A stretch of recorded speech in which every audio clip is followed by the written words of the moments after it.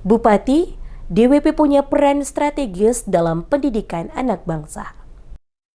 Dharma Wanita Persatuan atau DWP Kabupaten Maluku Tengah memperingati hari ulang tahun ke-26 tahun 2025 dengan mengusung tema Peran Strategis Dharma Wanita Persatuan dalam Pendidikan Anak Bangsa untuk Indonesia Emas 2045.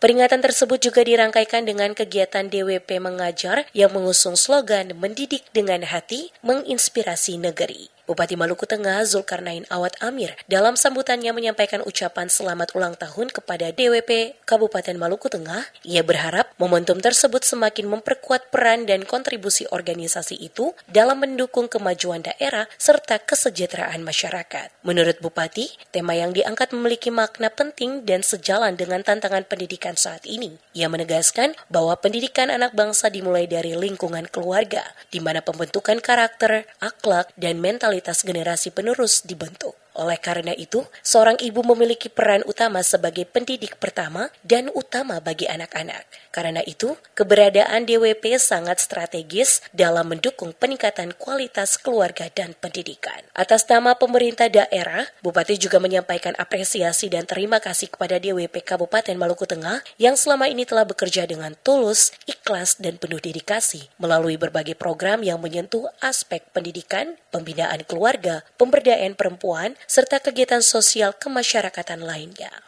Atas nama pribadi dan pemerintah Kabupaten Maluku Tengah, saya menyampaikan selamat ulang tahun kepada keluarga besar Dharma Wanita Persatuan di seluruh wilayah Kabupaten Maluku Tengah. Semoga momentum ini semakin memperkuat peran dan kontribusi DWP dalam mendukung kemajuan daerah dan kesejahteraan masyarakat. Lebih lanjut, Bupati juga memberikan penghargaan atas peran Dharma Wanita Persatuan dalam mendukung tugas para suami sebagai aparatur pemerintah daerah, sehingga kinerja birokrasi dapat berjalan optimal demi pelayanan kepada masyarakat. Seluruh kegiatan peringatan HUT ulang tahun ke-26 tahun 2025 dirangkai dengan pemberian bantuan berupa paket sembako yang bertempat di Pandopo Insinyur Soekarno, Kota Masohi.